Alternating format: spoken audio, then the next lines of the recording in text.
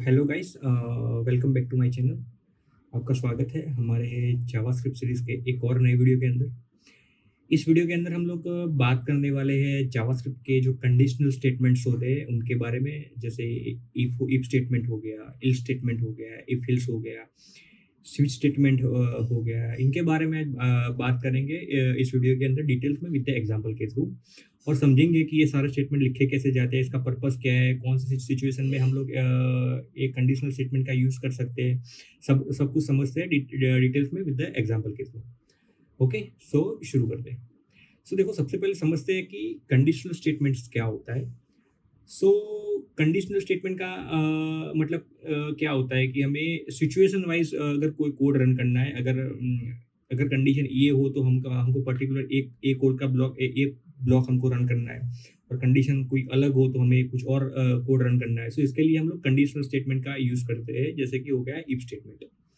सो सबसे पहले समझते हैं कि इफ स्टेटमेंट क्या होता है, कैसे उसकी सिंटैक्स लिखी जाती है।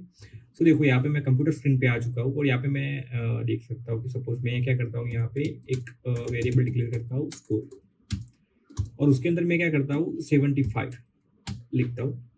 अब मैं क्या करता हूँ, एक इफ स्टेटमेंट लगाता हूँ, उसके अंदर मैं एक कंडीशन पास करता हूँ, जैसे कि स्कोर ग्रेटर देन 50।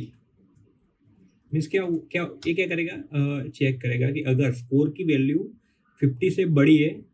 सो यहाँ पे मैं क्या करता हूँ, कुछ कोड लिखता हूँ, console.log यू पास।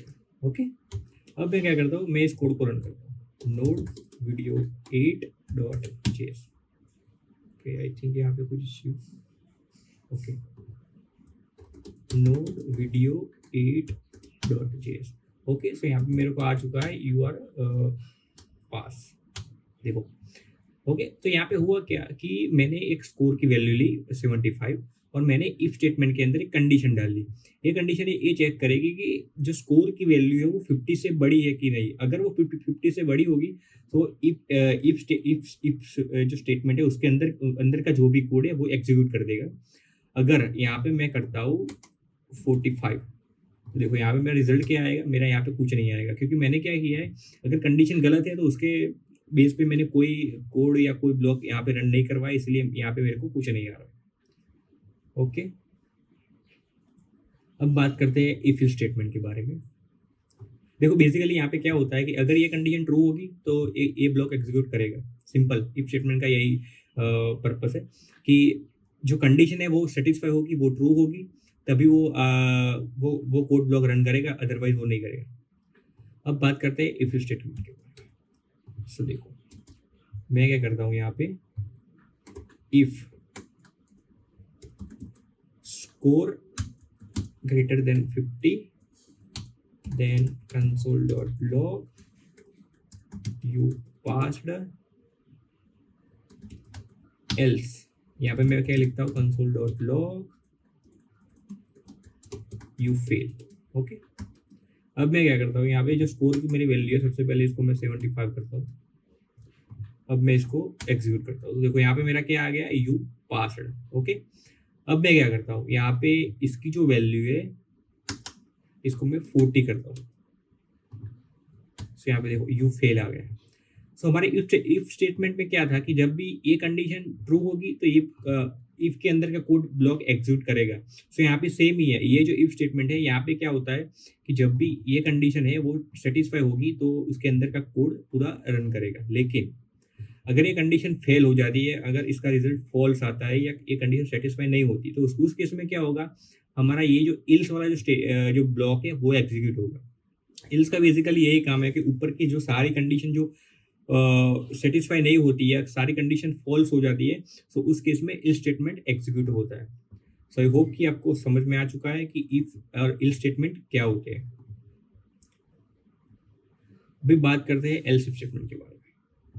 यहाँ पे देखो, यहाँ पे हमने क्या देखा कि एक सिंगल कंडीशन देखी कि आप इफ के अंदर सिंगल कंडीशन पास करते हैं, उसके बाद एल स्टेटमेंट लिख सकते हैं। लेकिन अगर हमारे पास मल्टीपल कंडीशन है तो वो कैसे लिखते हैं, तो उसके लिए हम लोग एल्स स्टेटमेंट का यूज करते हैं, जहाँ पे मल्टीपल कंडीशन को हैंडल किया जाता है। सो देखो, यहाँ पे मैं क्या करता हूँ, एक वेरिएबल लेता हूँ मार्क्स 82, यहाँ पे 85। ओके, अब मैं क्या करता हूँ, यहाँ पे एक इफ देता हूँ अगर मार्क्स की वैल्यू 90 से बड़ी है तो यहाँ पे मैं यहाँ पे ग्रेड लेता हूँ, लेट ग्रेड इक्वल, यहाँ पे कुछ नहीं अभी लिखा हूँ, grade equal to A plus. Okay, else if, यहाँ पे मैं क्या करूँगा, अगर मार्क्स की वैल्यू 80 से बड़ी है तो यहाँ पे क्या आएगा, ग्रेड इक्वल टू ए आएगा। ओके, एक और कंडीशन में डालता हूँ, मार्क्स की वैल्यू 70 से बड़ी है तो यहाँ पे ग्रेड हमारा होगा बी। एक और कंडीशन, मार्क्स की वैल्यू 60 से बड़ी है सो यहाँ हमारा ग्रेड हो जाएगा सी, और otherwise grade equal to false. Okay, देखो अब मैं इसको क्या करता हूँ, मेरा जो ग्रेड है उसको मैं लॉग करता हूँ, कंसोल डॉट लॉग ग्रेड, और यहाँ पे ग्रेड। ओके, अभी मैं क्या करता हूँ, इस कोड को मैं सबसे पहले रन करता हूँ, सब देखते हैं यहाँ पे क्या आता है, वीडियो 8 सो देखो यहाँ पे क्या आया, ग्रेड ए हमारा आ चुका है। फिर बात करते हैं कि ये पूरा कैसे काम करता है। देखो हमने क्या किया है, यहाँ पे एक सबसे पहले इफ कंडीशन डाली, उसके अंदर एक इफ स्टेटमेंट के अंदर एक कंडीशन हमने डाली हुई है कि अगर मार्क्स की वैल्यू 90 से अप होगी, 90 से बड़ी होगी तो उस केस में हमारा ग्रेड ए प्लस होगा। अगर मार्क्स की वैल्यू 80 से बड़ी होगी तो उस केस में क्या होगा कि हमारा जो हमारी जो वैल्यू है एक ग्रेड की, वो वैल्यू ए हो जाएगी। अगर मार्क्स की वैल्यू 70 से प्लस होगी सो हमारा ग्रेड की वैल्यू बी हो जाएगी, और 60 से प्लस होगी हमारी ग्रेड की वैल्यू सी हो जाएगी। लेकिन ये ऊपर की सारी जो कंडीशन है उसमें से एक भी कंडीशन पास नहीं होगी, एक भी कंडीशन फुलफिल नहीं होगी। सो उस केस में क्या करेगा, हमारा एक एल स्टेटमेंट रन करेगा और वो ग्रेड की वैल्यू एफ डाल देगा। सो यहाँ पे सबसे पहले मैंने क्या किया कि यहाँ पे मैंने ग्रेड की वैल्यू 85 ली हुई है, तो ये 90 से बड़ी है तो नहीं है, तो वो जाएगा एल शिफ्ट के अंदर। यहाँ पे चेक करेगा कि ये 80 से बड़ी है, हाँ तो ये 80 से बड़ी है, तो यहाँ पे क्या करेगा, यहाँ पे ग्रेड की वैल्यू ए असाइन कर देगा। अगर मैं सपोज यहाँ पे लिखता हूँ 76, सो ये क्या करेगा, ये यहाँ पे चेक करेगा 70 से बड़ी है कि हाँ 70 से बड़ी है, तो यहाँ पे मेरे को बी मिल जाएगा। अगर मैं यहाँ पे 65 लिखता हूँ तो क्या है, 60 से बड़ी है, तो यहाँ पे मेरा ग्रेड सी मिल जाएगा। लेकिन अगर मैं यहाँ पे सपोज पास करता हूँ 45, तो 45 ये जो चार कंडीशन है इसमें से कोई भी फुलफिल नहीं होगी, तो यहाँ पे इस केस में क्या होगा, मेरा जो इल स्टेटमेंट है वो रन करेगा और यहाँ पे मेरी वैल्यू यहाँ पे एफ आ जाएगी। ओके, सो आई होप कि आपको समझ में आ चुका कि इफ स्टेटमेंट क्या होता है, इफ इल स्टेटमेंट क्या होता है, एंड एल्स इफ स्टेटमेंट क्या होता है। ओके, अब हम लोग बात करते हैं स्विच स्टेटमेंट के बारे में।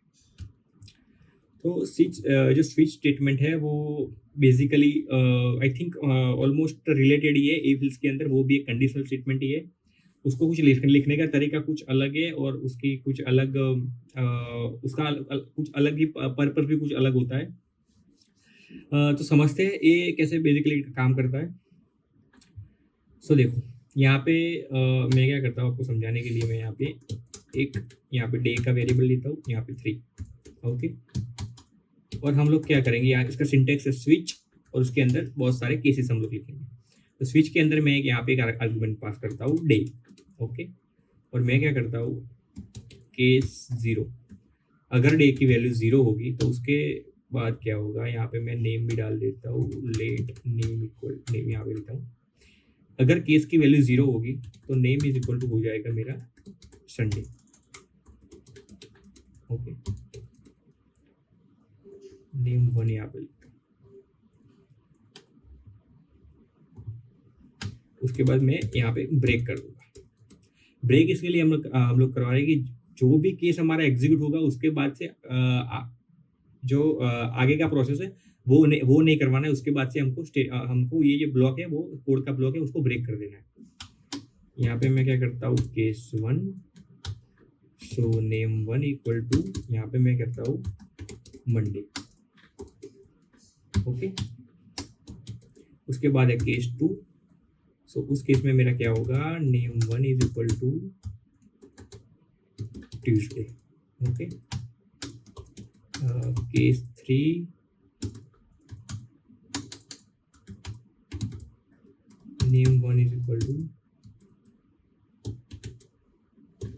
Wednesday, और केस 4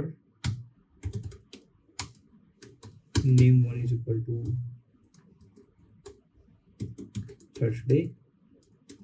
ओके, और एक आएगा डिफॉल्ट केस यहाँ पे, इसमें name1 इक्वल टू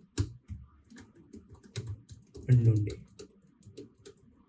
अभी मैं क्या करता हूँ, देखो यहाँ पे मेरे सारी जगह ब्रेक स्टेटमेंट डालने हैं, यहाँ पे ब्रेक ब्रेक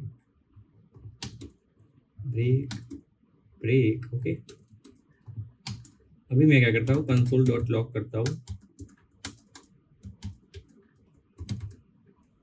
ओके, name1, देखो अभी मैंने यहाँ पे क्या किया है, मैंने एक स्विच के स्टेटमेंट लिखा है। यहाँ पे क्या है, जो स्विच स्टेटमेंट है वो एक सबसे पहले तो एक आर्ग्यूमेंट लेता है। तो यहाँ पे मैंने एक डे करके एक आर्ग्यूमेंट दी हुई है। अभी यहाँ पे होगा क्या कि जितने भी सारे केसेस है मैंने हैंडल किए है यहाँ पे। तो यहाँ पे देखो केस 0 है, केस 1 है, केस 2 है, केस 3 है, केस 4 है और डिफॉल्ट केस है। अगर डे की वैल्यू 0 होगी तो एक केस 0 है वो एग्जीक्यूट होगा, वो नेम को कुछ वैल्यू असाइन करेगा, उसके बाद वो ब्लॉक को यहाँ पे जो ब्लॉक है वहाँ पे वो ब्रेक कर देगा, आगे कुछ एग्जीक्यूशन नहीं करेगा। उसके बाद केस 1 की वैल्यू आएगी, अगर डे की वैल्यू 1 है तो ये ब्लॉक हमारा एग्जीक्यूट होगा, उसके बाद ये ब्रेक हो जाएगा।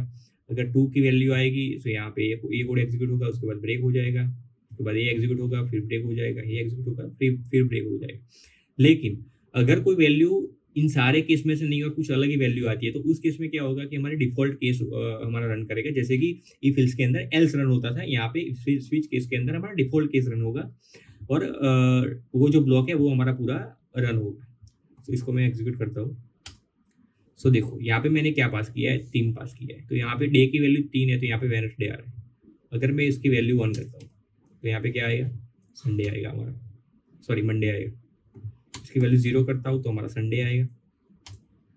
इसकी वैल्यू मैं 10 कर देता हूँ, सो मेरा डिफॉल्ट केस चलेगा और यहाँ पे अननोन डे आ जाएगा। ओके, सो आई होप कि आपको अच्छे समझ में आ चुका है कि जो इफ एल्स स्टेटमेंट है, स्विच स्टेटमेंट है, कैसे काम करता है। एक और बात हम लोग समझते हैं यहाँ पे, ट्रूथी और फॉल्सी, व्हाट इज इम्पोर्टेंट, इसको समझते हैं। तो देखो यहाँ पे क्या है,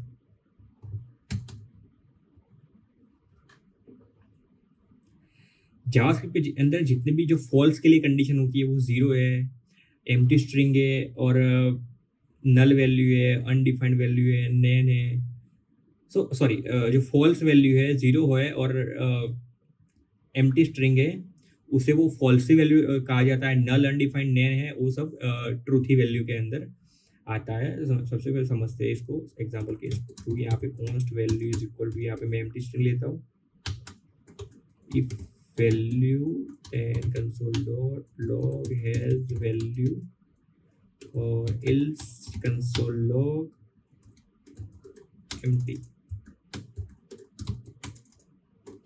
value। ओके, वीडियो मैं रन करता हूँ। देखो यहाँ पे मैंने क्या किया है, एम्प्टी स्ट्रिंग दिया हुआ है तो उसका मतलब ये फॉल्सी है। अगर ट्रू होगा तो इसके अंदर जाएगा, अगर फॉल्स होगा तो इल्स के अंदर जाएगा। तो एम्प्टी स्ट्रिंग है, देखो यहाँ पे क्या कर रहा है, एम्प्टी स्ट्रिंग 0 और फॉल्स, सो सारे फॉल्सी है। 0 लेता हूँ, यहाँ पे जाएगा मेरा एल्स के अंदर, यहाँ पे मैं फॉल्स लेता हूँ, जाएगा मेरा एम्प्टी वैल्यू के अंदर। लेकिन अगर इसकी वैल्यू में नल लेता हूँ, इस केस में देखो जाएगा मेरा एम्प्टी वैल्यू के अंदर।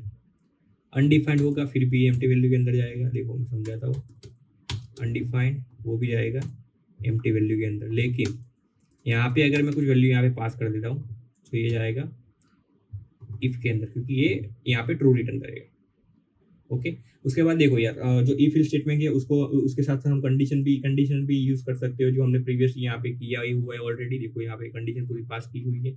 यहाँ पे आप मल्टीपल कंडीशन भी यूज कर सकते हो, लॉजिकल ऑपरेटर एंड और वो सब यहाँ पे यूज करके आप पूरा कोड यहाँ पे लिख सकते हो। और बहुत सारे जो डेवलपर होते हैं वो एक मिस्टेक कर रहे होते हैं कि जब भी वो कुछ कंडीशन पास करते हैं तो वो कैसे पास करते हैं कि जैसे value a is equal to 22। अगर ऐसे ही लोग कंपेयर कर रहे होते हैं, लेकिन देखो यार, आप सिंगल इक्वल टू लिखोगे तो वो कंपेयर नहीं होगा, वैल्यू असाइन होगी। अगर आपको कंपेयर करना है तो डबल इक्वल टू ऐसे जितने भी सारे ऑपरेटर है जो कंपैरिजन ऑपरेटर है उनको आपको यूज करना है यहाँ पे कंडीशन के लिए। ओके, सो आई होप कि आपको अच्छे समझ में आ चुका होगा कि कंडीशनल स्टेटमेंट क्या होती है जावास्क्रिप्ट के अंदर, कैसे काम करते हैं। इफ एल्स स्टेटमेंट है, एल्स इफ स्टेटमेंट है, एल्स स्टेटमेंट है, स्विच के स्टेटमेंट है। सो आपको अच्छे समझ में आ चुका होगा। अगर आपको वीडियो अच्छा लगा तो इस वीडियो को लाइक करें, शेयर करें और सब्सक्राइब करना ना भूलें। Thank you very much guys for watching this video. मिलते हैं जी ऐसे एक और नए वीडियो के साथ।